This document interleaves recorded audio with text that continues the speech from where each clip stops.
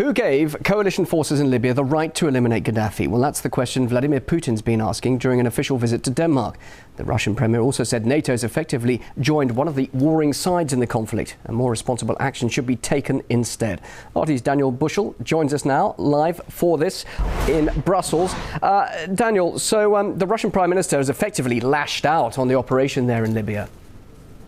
Yes, he's made the speech in Denmark and he was very angry. He says that Gaddafi is not the best person in the world. Sure, he's made many mistakes, done many bad things, but that does not give the coalition the right to bomb indiscriminately. His words were that they are bombing Gaddafi's palaces in Tripoli every night. Now, a coalition said that their plan was not to get rid of Gaddafi. So his question was, Mr. Putin's question was, why are the coalition forces obviously making this effort to go after Colonel Gaddafi himself? Now, we also heard that the experts here in Brussels have confirmed that there is bombing going on by the coalition forces, which is not being covered by the media here in the European Union. Mr. Putin added that oil was a key interest for the Western powers, for the European powers who have gone into Libya, that they want to get rid of Gaddafi and install people who are more favourable to the European Union so that European companies can control the oil reserves. Let's have a listen to exactly what Mr. Putin had to say. The coalition said destroying Gaddafi was not their goal. Then why bomb his palaces? Now some officials have claimed that eliminating him was in fact their goal.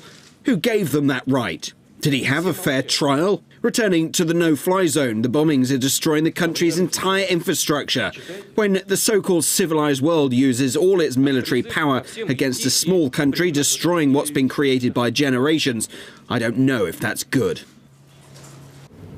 Mr. Putin said that they have to give the Libyan people time to sort out their own problems, and there's really double standards here, he added. There are several other parts of the region in the Middle East and North Africa which is facing pretty much civil war situations, but which the West is either ignoring or not really paying the same amount of attention to. Well, Daniel, there have been reports about an EU plan to send army convoys to assist humanitarian aid there in Libya. Of course, there'll be those who say, well, this is really the start of a military ground operation, something, of course, that allies were adamant wouldn't happen.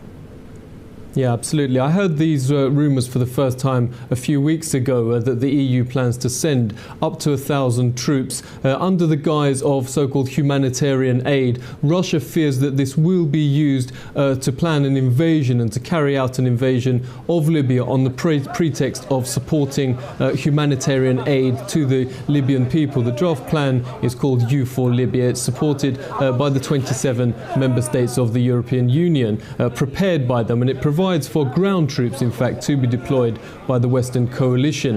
In the port city of Misrata, which is currently under siege by forces loyal to Muammar Gaddafi. Here in Brussels, Michael Mann, the chief spokesman to the European Union High Representative Catherine Ashton, said that they would only send up to 1,000 troops, and the troops would only be used if they came under attack. Otherwise, they would only defend aid. Now, Russia has said that it will only support another UN resolution if it explicitly says that it will not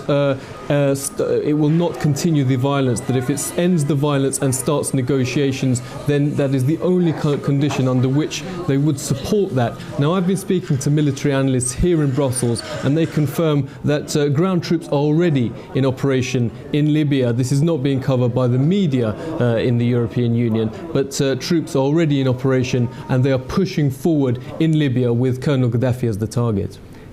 Daniel, thanks very much indeed for that. That's Daniel Bushell live there in Brussels.